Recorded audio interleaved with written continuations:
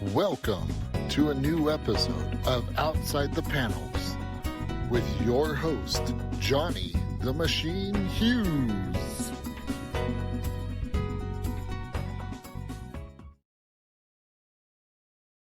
Welcome everyone to an episode of Outside the Panels. I'm your host, Johnny the Machine Hughes, and joining me tonight is a fellow Brit. I don't have to worry about time zones for a change. I can put the TARDIS away. Yes! Thank God for that. It is the ultra-talented writer, artist, creator, Mr. Rory Collins. Rory, how's it going? Very good, thank you. How are you doing, Charlie? I'm very well, very well. Thank you for taking the time out. I understand that your Kickstarter is due in a couple of days, a couple of weeks even, so you must be absolutely really busy. Yeah, I am. I'm kind of, this is my fifth Kickstarter. I think it'll be my fifth Kickstarter in 3 years, so I'm sort of getting used to it now, so it's not quite as terrifying. I thought you were going to say the fifth podcast there for a minute. I was like, who else are you talking to? No, it's the second podcast. What's that? But not for this. This was ages ago. Right, that's the end of the pod, everyone. See, no, I'm joking. All right, so a Kickstarter veteran. Is each project, does each project scare you a little bit every time? Yeah, it's kind of like, it's kind of like, I don't know, you never really know how it's going to go or anything else, and they seem to have done well until now. Yeah, it's kind of, I don't know. I mean, I don't know any other way to do it really, because I've spoken to other writers who've never gone the kind of crowdfunding route, and they seem very intimidated by it. But I think from the people I've spoke to, Rory, it's a case of putting your heart out, not just on your sleeve, but out there on the internet. It's like instant. It's instant gratification, justification to some extent. Oh yeah. Yeah, because it's like people who are backing straight away. You've got that built-in fan base going on. Whereas if you don't get those backers, you're like, everyone hates me. Yeah, oh yeah. So that's so true. Like after the campaign's over and you're not getting that little tick of someone has pledged, you can get quite blue when it's over, because suddenly you don't have this kind of constant stream of praise coming through. Yeah. Not praise, just kind of validation. Attention. That's a good shout, isn't it, the way that works? Yeah. All right, so tell us about your new project, Proxyman, right? Arx Proxyman, yeah. So it's kind of a spin-off from the main story. So we've been working on this story, like I said, for a couple of years now, and it's I've been developing it for a longer time. I've been developing it for nearly 10 years because it's very meaty scientifically, because it's based on a real theory. So you're not going to scare me, are you? No. Well, it's so basically the theory in a nutshell is that we won't migrate to other planets with spaceships. We'll do it with bacteria. So it's kind of, it seems a little bit out there in a way, because we've got this idea in our head that we will use spaceships, but the science is pretty emphatic about it. If we ever do attempt to leave our solar system, we'll probably have to do it with something like what is depicted in our story, which is we'll use bacteria, or we'll use some kind of technology to leave. So it seems esoteric, but it's actually like there's been no story made about it, which part of the reason I sort of started writing it in the first place was because I wanted to see a depiction of how it would actually work, and so that's kind of how it came about. It's kind of, I mean, recently there's some news about how life on Mars the proof of life of Mars could have been there, but because we've gone and trampled all over the place with this, that, and the other, we might have destroyed the evidence that it was there. This has been in the news over the last week, so this is like quite an on-point thing. That the serendipity, you've been working this for 10 years and you get a news site and it packs up what you're saying. How did you plan that? No, 100%. Yeah, 100%. I mean, there's a whole thing called panbiotic ethics, which is about how we shouldn't travel to any planets, because as soon as we step on them, we'll contaminate them basically with our bacteria and our everything else. So it's very interesting topic. And Mars has been, killed already. Yeah. Yeah, John Jones will not be pleased. I suppose the history in this is how when we've, I want to say cultivated, but I'll say visited, how we visited faraway lands back in the day with Columbus and all that. We're finding these lands, and then everything that we have germ-wise as Brits, we're then bringing to like different continents who haven't had the same exposure to the things. So I suppose it makes sense that we've had these things historically happen on this planet. Therefore, chances are it's going to happen again when we go somewhere else. Yeah, for sure. Yeah, 100%. It's when you think of all like the weird kind of quirks of history, like we couldn't cross the oceans for a long time because of scurvy and all the other things. And how did we do it? With limes and sauerkraut and all the other things that actually allowed us to get across the ocean without getting scurvy and all that stuff. So we use a very strange thing like a lime to travel across an ocean. So sort of with this, obviously we're using bacteria, which is a little bit more abstract because even though it's all around us and you're full of it, none of us have ever actually seen bacteria with our own eyes, obviously, unless we're looking through a microscope. So yeah, it's a bit out there for sure. Because we talk about bacteria and the whole world's gone through like a bacteria thing, you kind of get away from the fact of COVID, right? So how did COVID and its kind of interaction in our real world, did that impact how you went with the story? Well, yeah, I mean, I call this a COVID comic because I actually made the first issue during COVID because, like most other people, I had 6 to 9 months with nothing to do, and I thought, right, okay, this is my opportunity to do it. So this comic wouldn't exist without COVID, and it's all kind of ironic that it's also to do with the biologics of life and everything else. So yeah, it's kind of fortuitous, I suppose. Yeah. 100%. Art imitating life, imitating the art, or the other way around. Yes, whichever way that works. That works. Yeah. I've heard this idea described. I've put the cover back up there because it's a gorgeous cover. I love this cover. I've heard this described as biopunk. Biopunk, yeah. Yeah. Now, when I think of this cover, and I know she's wearing a Nostromo shirt there. Yeah. And you can't help but think of aliens and the facehuggers and the. Oh yeah, I mean, like the Nostromo t-shirt on. Yeah, I don't even want to talk about how scary facehuggers are. Yeah, they're very scary. Yeah, this person seems to be quite okay with something all over the face and just chilling out there. Yeah, so just to give it, so the idea is in this to give you a little kind of synopsis is that in this story. It's set around a family who have been booted by bacteria, and one of the kind of really mind-bending things about this direct-to-panspermia and the theories around it is that if we ever do try and colonize the galaxy, we'll have to turn the species into light, and we'll basically compress and fold our DNA down into something like a laser. And we will fire it at another planet where we know there's life, and then you'll boot up a human being on the other side using the information that's contained in this laser or information package. Infrared.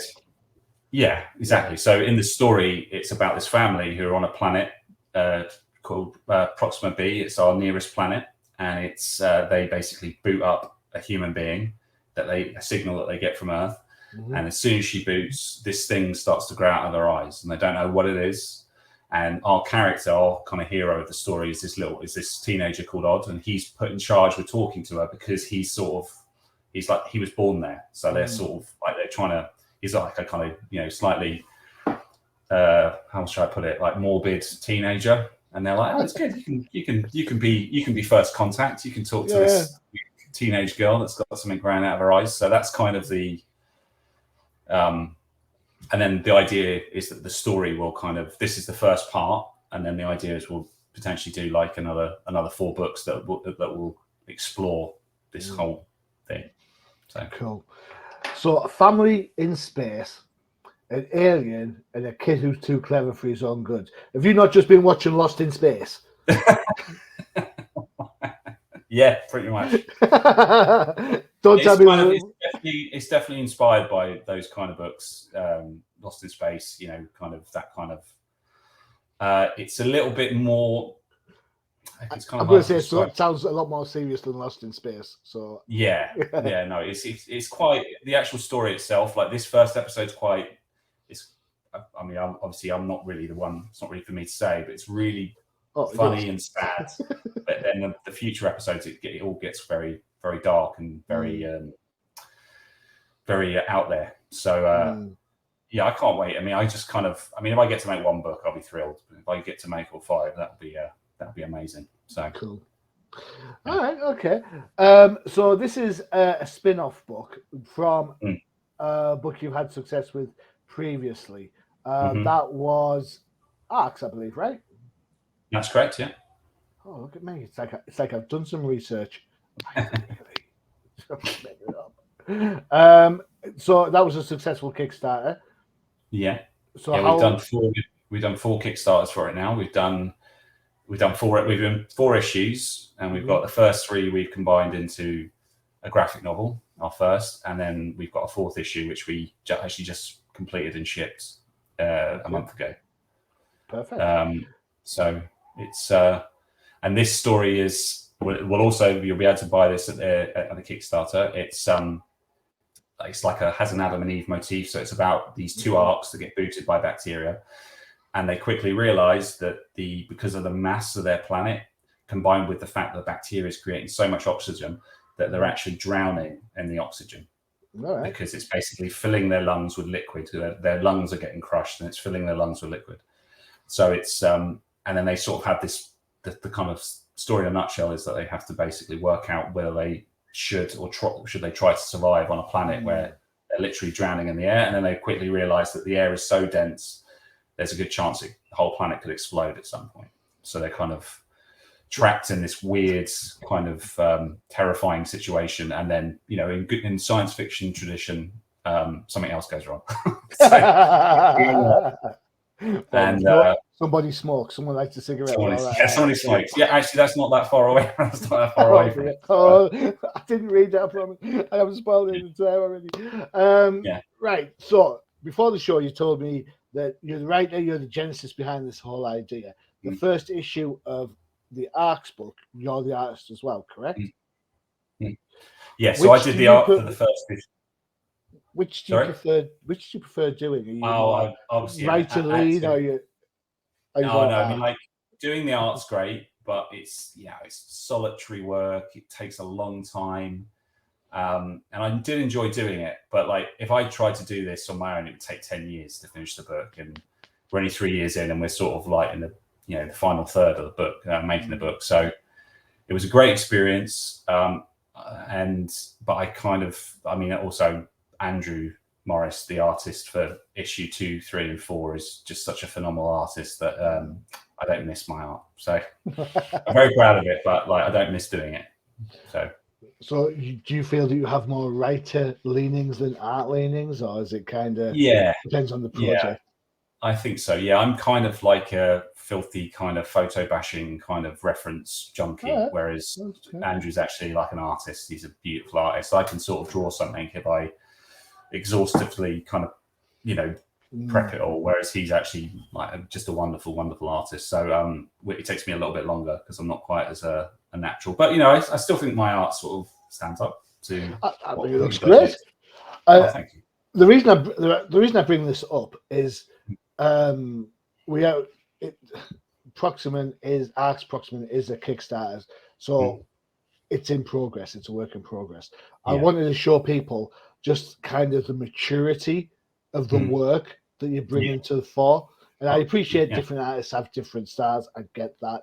I'm not immune to that idea. But for me, I think if you've got a grandiose idea and it's based in science, so you've got to kind of A, trust the science, and B, live up to the science. Then I think as the art has to do that as much as the writing, because science can be a bit dull, and people don't people don't want to talk about like science all the time. So you need something to like catch the eye. I'm not saying that. Yeah. I'm not saying you're right. I'm just saying I struggle with that, Johnny, because I think science is fascinating and I just can't get enough of it. But then every once in a while, someone will have to remind me, like, this is not as interesting to most people as it is to you. And I'm like, okay. So I have to temper that a bit because I'm with you on this. No, to me, it was, so when I was like 18 or 19, I read A Brief History of Time, which is obviously Stephen Hawking's book about physics. And one of the things that I took away from it, quite depressingly, was, okay, so we can't leave the solar system. It's basically completely impossible. But then you look at our culture, especially science fiction, it's all us leaving in ships, and we have this kind of maritime view of the universe that we will go out. And the more I've read about it, you realize that that's not really the case. And if we ever did try to leave, it'd be more like plant pollination. We'd send out these fleets of rafts, and they'd land on planets, and then they kind of like not fertilizing, like a flower kind of pollinates another planet. So that's kind of how. And then I know there's like UFOs and everything else, so some people might get a bit triggered by that. But what I understand of the science is that it's kind of just beyond our means. There's so many complexities, even things like if you spend more than a year in space, your chances of getting cancer go up like 90%, and because of the radiation. Because it's like this the galactic cosmic rays. If you go into space for a long period of time, you'll get cancer. Like the longest anyone's been in space is a year, which was a Russian, I've forgotten his name, Valery something. But he was up there for a year. They don't reckon we'll be able to survive for more than 3 years. And if we go up there, we lose so much bone mass and everything else that. But then when you watch this, standard science fiction, people are just jumping in spaceships and they're pushing a magic button and then they're teleported across. I blame Star Trek. That's what I blame. Yeah, me too. Set the inertial dampers. Check the baffle plate. All that stuff. Mind you, I talk about cosmic rays. It doesn't look well for the Fantastic Four, then, does it? No, they've been bombarded with them for quite some time. Jesus, absolutely covered them.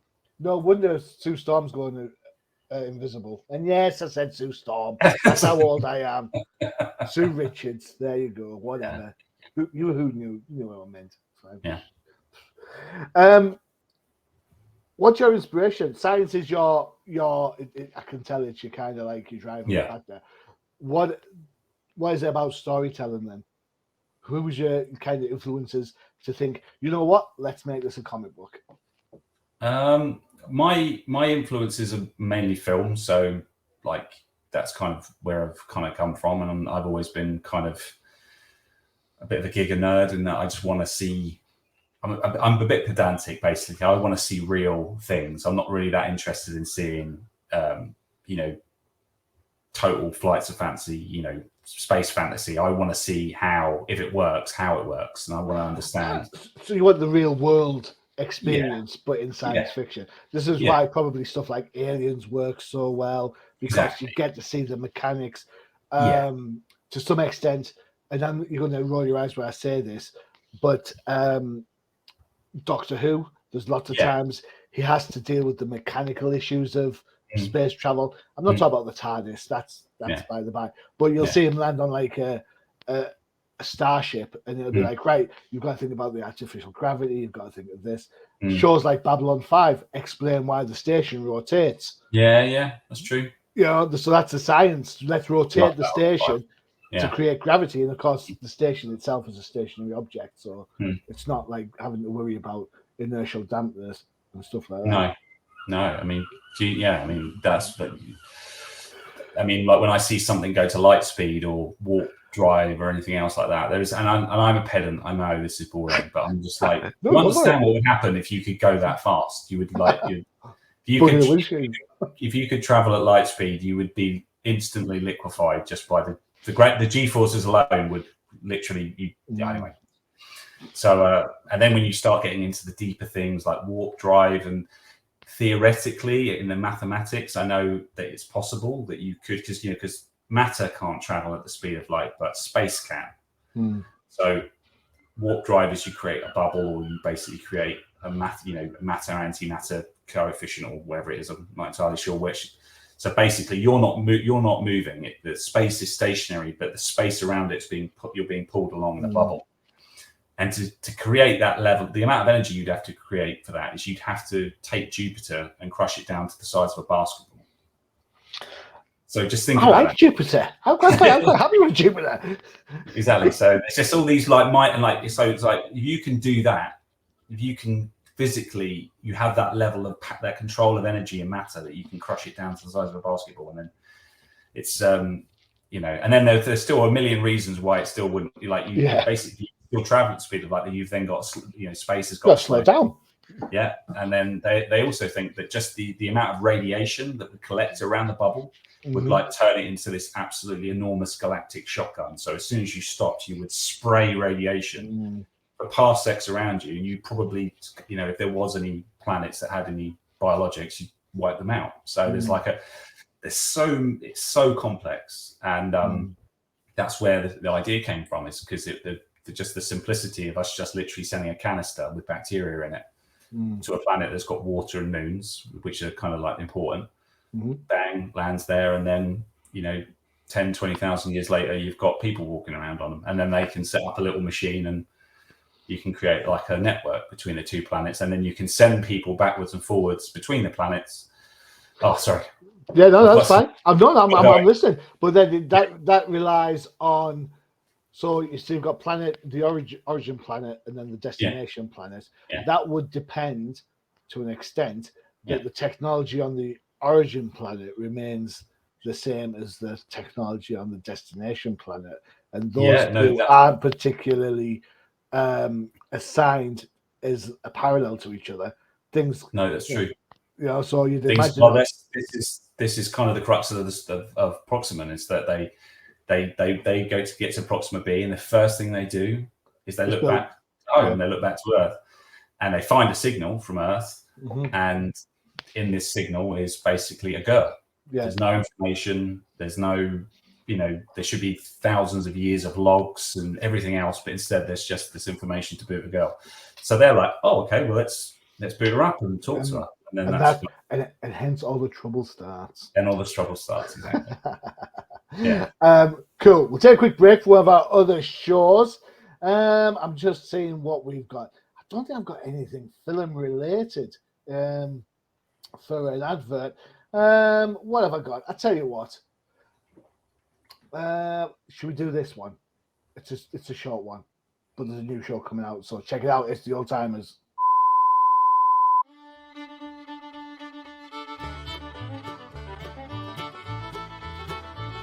Do you want to find out what makes the professor do his happy dance? Check out the Old Timers Comic Book Show, only on the UCPN. Go, the Old Timers Comic Book Show, where the hosts aren't old, but the comics most certainly are. If you like comics a certain vintage, check that out. I think, if our memory serves correctly, the last show, which should be dropping, or should recently have dropped, is a black and white special. So there you go. Check out what's on there. I'm going to admit something, Rory. I'm a sci-fi nerd from an early age. I loved Star Wars when I was a kid. Maybe not so much now, but that's not Star Wars' fault. That's my fault because I've grown up. At least that's my. Kind of is Star Wars' fault, but yeah. I know exactly. I get when people complain and say, "Oh, Star Wars, this isn't my Star Wars." That's because you're 50. Star Wars is a kids' film. Yeah. No ifs or buts about it. But my dad, when he was alive, bless him, when I was a kid, he made me watch all the B-rate sci-fi movies from the 40s and 50s. So like This Island Earth, The Day the Earth Stood Still, the original, Invasion of the Body Snatchers, all these kind of classic sci-fi movies. It's interesting to see how far science fiction is still so popular. And yet our comprehension of the world around us is that much better, and yet we're still thinking forward. I think that's pretty impressive. How do you kind of maintain that? I mean, obviously, I assume you keep up to date with all the scientific kind of stuff, news and jargon that goes on. How do you then kind of think to yourself, how can I bring this into a story? Because I mean, there is that you've got the story element, the realism element, but you do have to add a little bit of fantasy in there to get everybody to kind of buy into it, or some people to buy into it. So how do you kind of balance the two out? I read a lot. I read books. I occasionally read journals. I'm not going to pretend I'm too swatted up on the most recent stuff. Just reminded me of something. Yeah, I mean, I think one of the things I think I struggled with a little bit while writing it was, there's the old thing that a writer should avoid cliches, but you actually realise that cliches are sort of the way we sort of anchor ourselves to something. So one of the things I've sort of, I wouldn't say struggled, but one of the challenges of making this book has been there isn't a lot. It's hard to have cliches in it because a lot of the stuff that's happening in it is so novel and weird. So I've actually the challenge for me has been to put cliches in it, just to kind of people can actually, anchor themselves to it. Because you try and describe it, and you're like, oh, it's kind of like, it's like Adam and Eve, but with a kind of aliens vibe. And they go, okay, and you're like, yeah. So what are they? Are they? And I'm like, no, they're walking around in a wood, basically. And they're like, really? And they're walking around the wood, and it's kind of things aren't quite the way they should be. So it's quite difficult. And the main story arcs is really very heavily based on the Adam and Eve story. So basically there's an apocryphal tale by a Jewish prophet that before Eve there was a woman called Lilith who was rebellious. More rebellious than Eve, in fact, so rebellious that God had to send angels after her to stop her. So the way I sort of organised the story was that I've sort of very much kind of borrowed from that narrative. So in the story, there's characters called Lilith and Joseph, and there's kind of like angels and other things happening. There's strange stuff going on, which in a very kind of Scooby-Doo kind of way, all very much gets solved at the end, and it's not angels and everything else, but was it Old Man Withers? It's always Old Man Withers. Old Man Withers. I would have got rid of you, one of those pesky kids. Pesky kids, exactly, yeah. So, so I've kind of had to basically Scooby-Doo and Adam and Eve mixed together kind of thing, but like without that little sprinkle of aliens. Without any Scrappy-Doo, thank God. No. There are dogs in it. Great. So. All right, I'm going to show a picture. The guys have sent over a test page. I'm going to show the art before we talk about a couple more things. Before I show the art, I'm going to tell everybody right now, it is quite graphic. So if you want to pause and skip 10 seconds or a couple of minutes, feel free. All right, I don't want you all freaking out. So the one that was sent was this one. Yeah, that's it. Yeah. Obviously, there's no dialogue here, so the context is a little bit lost. Yeah. But because you were there. Yeah. A different art style to the photo manip style of the book we just looked at. Was that by choice? Yeah, I mean, we were doing a different book, so we kind of just thought it'd be nice to have a different artist, a different art style. Cool. I was kind of worried about. I didn't want them to feel like wildly different. And Eric Owen's style is so kind of classic in a way, but it's also hyper detailed, beautiful colors. He does the line and the color, which is incredible. Cool. And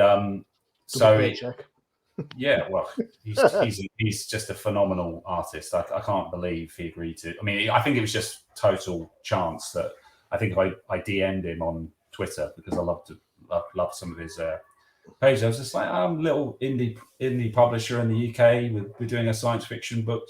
I sent him the storyboard and he's into it. So me and Holly, who's the co-producer, were just over the moon. And it's a very different art style, but it's still kind of still gritty and but also kind of weirdly charming. It's kind of quite unnerving how beautiful it is, mixed with obviously like a poor pig dying. So yeah. Sorry, vegans. Eric Owen of DC fame, right? Yeah, correct. Yeah. That's pretty impressive getting the DC artist on. Tell me about it. Tell me about it. I still can't quite believe it. I just think it was, I'm kind of not trying to spook the horse at the moment. He's great. Right. He's brilliant. I haven't spoken to him about doing the next comic yet, but I'll see how he feels at the end of it, and then we'll talk about that. But he's phenomenal. So I can't believe that he wasn't already huge. I mean, he is huge. He works for DC. Yeah. He's doing great stuff, but he's incredible.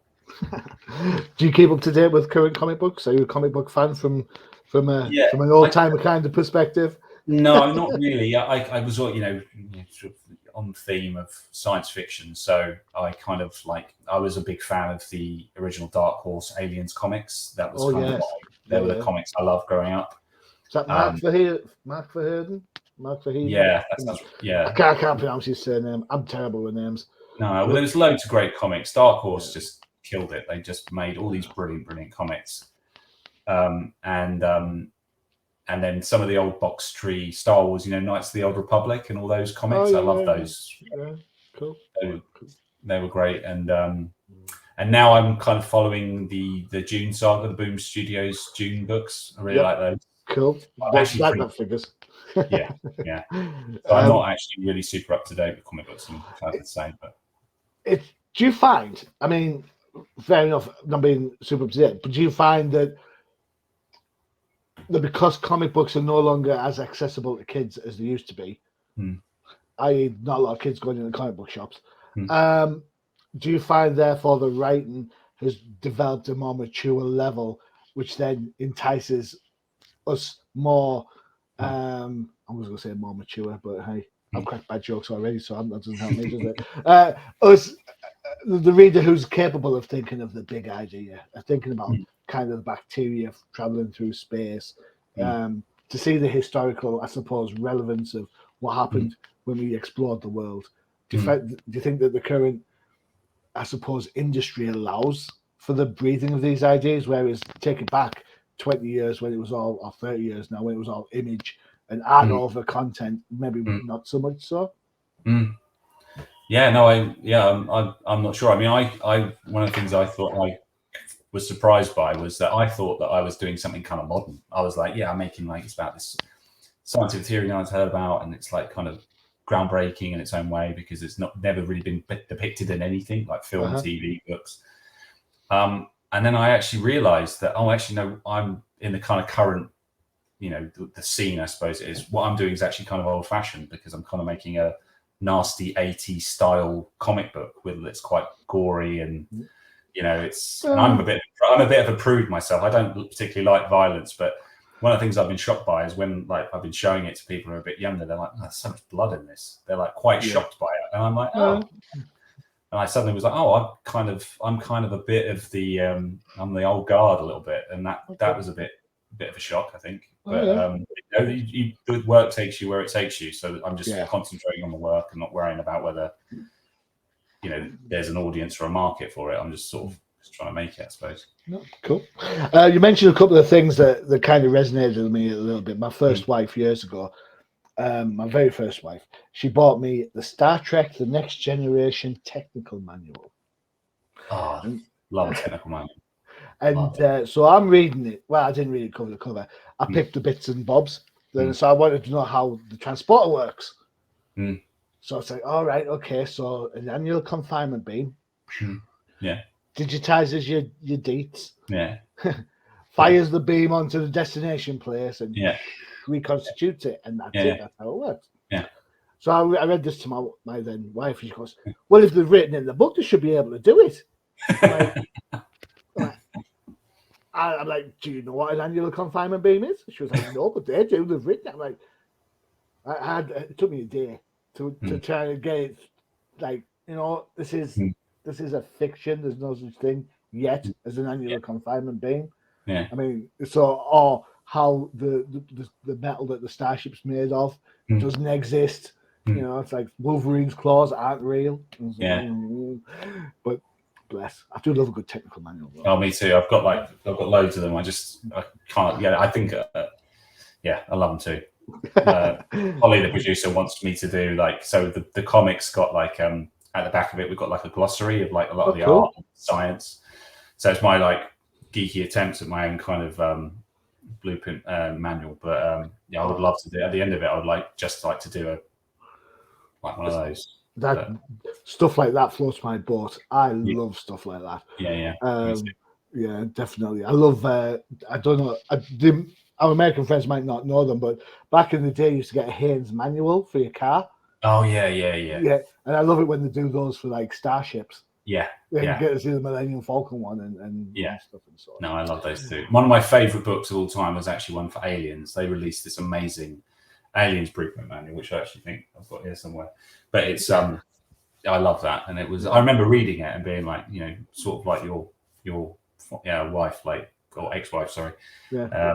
Just absolutely mind blown by all the stuff in it, and yeah, it's interesting because you watch the Millennium Falcon one and you think the game table's there. Why would you put a game table? We start right at the start of the show. We talked about how being a Kickstarter, putting your heart and soul out there for the whole internet to see, is quite worrying. So I thought what I'd do is I'd give you a little bit of love on this. This is the current landing page for the book. For everyone that's interested, there is the link. Yes, I know it's a long link. Don't blame me. Don't blame Rory. It's Kickstarter. But that said, it's dead easy. You know how it works. You type in Arx Proximan or Proxyman into the search bar. Guess what happens? Simple as, right? What I'd like to point out right at this stage, this isn't live yet. And you've got 197 followers. That's impressive. Is it? Oh, God, yeah, I think it is. We've done a few. I think we've done a few updates. We've got some great fans, obviously, like people who have like just incredible, really. So they've totally gotten behind it, and so every single time we do an update, they do it. They're great. Cool. So it's a nice site, a nice feeling, but.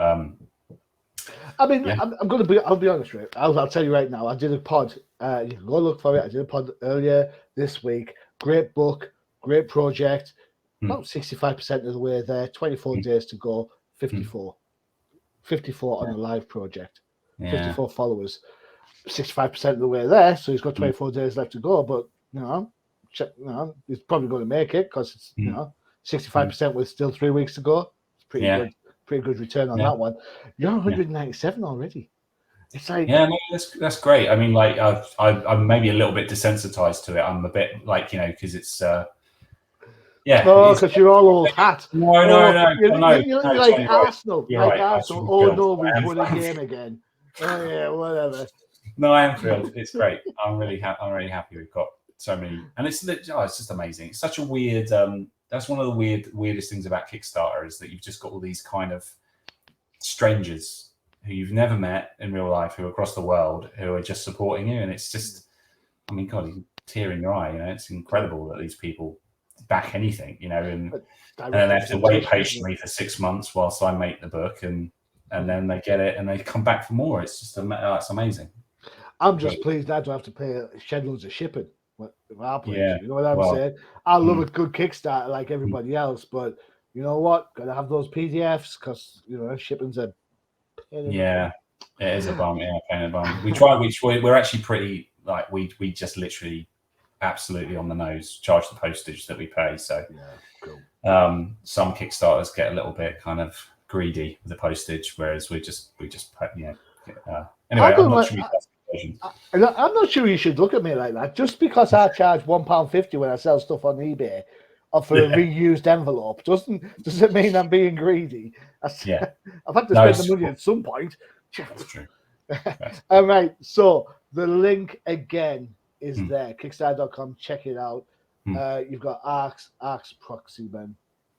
That'll take you to where you need to go. Dead easy. Also up. You're on socials. You've got your Twitter. I'm still calling it Twitter. I'm old school. Elon Musk can kick my ass off the platform if he wants. I don't care. At Clucky W, and then you've got your Insta at Clicky Sprout Wife. And for a website, again, just head for Clicky Sprout Wife. I've got to ask why. I think it's just kind of just a silly, like me and my wife set the business up just before COVID, and we were trying to come up. It was just kind of one of those things. We were like, oh, we shouldn't just have everything be under the name of the comic, because a million things could happen. The name of the comic might change, everything else. So we thought. So I think we named it after my wife. So it's technically a nickname for my wife. So which bit? Sprout. She's about my age. She's in her 40s, and occasionally I'll let you work out what Sprout means. So I'm hoping it's the little green thing that nobody likes and only eats at Christmas. But that's fine. Yeah, that's all I'm saying. I like sprouts, and I don't know what the connotation is here, so I don't know what I've just said to you there, but don't hear me on that one. Excellent. Rory, it's been absolutely a pleasure talking to you. Absolutely. Your project, it's immense. It's immense. It sounds. Thank you so much. Sounds deep. It sounds really thought-provoking. The type of science fiction that I personally like. Don't get me wrong. I'm all for lightsabers and phasers set to stun and all that sort of stuff. Me too. Sometimes you've had enough of the candy and you want some hardcore stuff. Yeah. The project goes live on the 14th of September, correct? Yeah, correct. Yeah. Cool. 8 p.m. GMT. Yeah. So that, for anyone in the States listening, that's 4 p.m. Eastern Standard Time. All right. I'll let you guys do the rest of your working out if you're Mountain, Central, Pacific, and all that sort of stuff. All right. Just below the current UK is in BST, British Summertime. All right, so there you go. Hence the 3 hour difference. I feel like a public service announcement there. Right, last 30 seconds, Rory. Give us your best elevator pitch for ARC's Proxy Man. Oh God! Oh dear. Time is of the essence. Okay, I want this to be like like a Jurassic Park moment for space travel. When Jurassic Park came out, people are like, "Oh my God!" Like, is it about dinosaurs or is it about how you make a dinosaur? So this is a story about how we will actually travel to other planets. There's nothing out there like it. It's totally original in that respect, and it's incredible. I think one day this will be like when I get grandiose and I have a few drinks, I think one day this could be like a new kind of Star Trek, but like good, but very rigorous in the way that Star Trek was, but based on reality. So I think it could be something special, and this is just the beginning. So it looks gorgeous. It does. It looks absolutely gorgeous. And as I said earlier, the themes are so deep and mature. It's one of those books you're gonna have to think. You're gonna have to go away, ponder a little bit, reflect, and then come back. This is not going to be a sit down with a cup of coffee, 10-minute read next. No. All right. This is the word. I don't use this word very often, but this is one of those epic books that you need to experience, not just read. There you go. It's like I should do PR or something. Who knows? Yeah. Maybe I missed my call. Yeah. I'll speak to Melissa. Let's see if I can get a gig.